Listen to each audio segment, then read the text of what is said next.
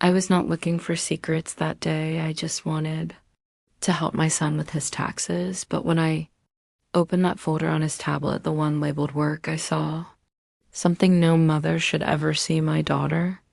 In law, the woman who loved herself more than life itself, smiling in hotel mirrors, posing for someone who was not my son. Tell me in the comments, have you ever uncovered a truth that burned your peace, but freed your soul? Tap like if you believe that.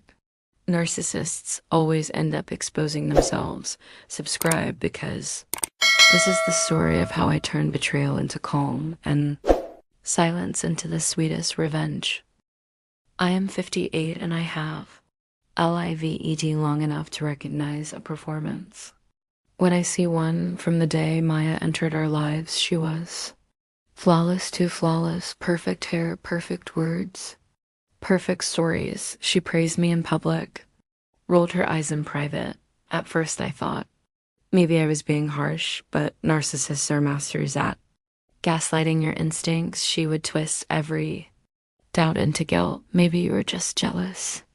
Mom, she would say with that soft little laugh. She made my son believe she was his entire world. She isolated him, slowly, gently turning every disagreement into his mother's interference. I watched my boy drift away, and I told myself if he is happy, let him be. But narcissists do not settle for happiness. They crave control and applause. It happened by accident, a quiet Sunday rain tapping on the window. My son asked me to help him sort receipts. I opened his tablet, clicked on a folder marked work, and there she was, Maya, half-dressed, in hotel rooms, posing with champagne flutes, selfies in the arms of a man who was not my son, the same woman who once told me I am the best thing that ever happened to your family. For a moment I felt dizzy, then calm, because that is what betrayal does. It freezes you before it burns you. I closed the tablet, sat quietly with my tea, and whispered to myself, don't react, remember, because narcissists thrive on your reaction. I decided that night I would give her something she could not handle: silence.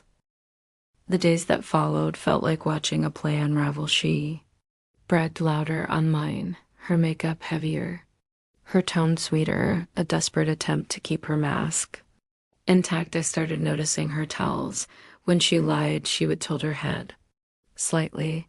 When she manipulated, she would sprinkle compliments like, sugar mom, you are such an inspiration, she would say right after whispering to my son that I was controlling. They call it love bombing, and my son was her audience of one, but I had patience and proof. I took screenshots, saved timestamps, cross-checked her fake stories with her photos, every lie folded neatly into my folder, my own version of work.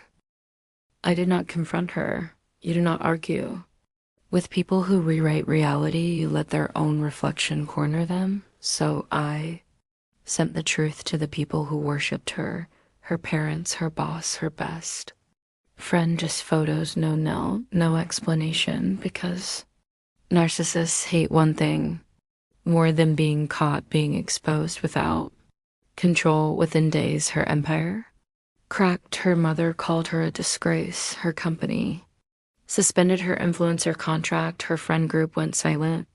And when she tried to blame me, no one believed her because I had never spoken. She had destroyed her credibility with her own arrogance. One evening, my son came home early. His face was pale, his voice trembling. He said, Mom, she has gone. No apology, no tears, just shock. I looked at him and said softly, she did not love you, Jason. She loved the reflection you gave her. He lowered his head, and that was the last time we spoke her name.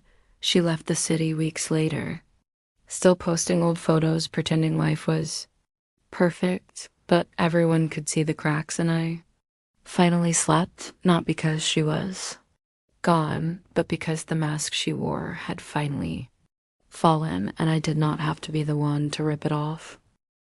Months later, I reopened my little home boutique, started painting again, laughed with friends I had not seen in years. Revenge is not about shouting or proving someone wrong. It is about living so peacefully that their chaos no longer touches you. I did not need to ruin her. I just handed her the mirror and let her narcissism do the rest.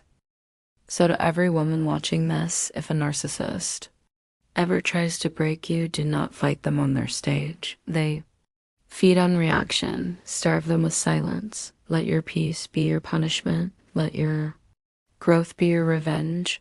Because the truth is, narcissists do not fear exposure. They fear irrelevance. Tell me in the comments, have you ever dealt with a narcissist who underestimated your silence tap?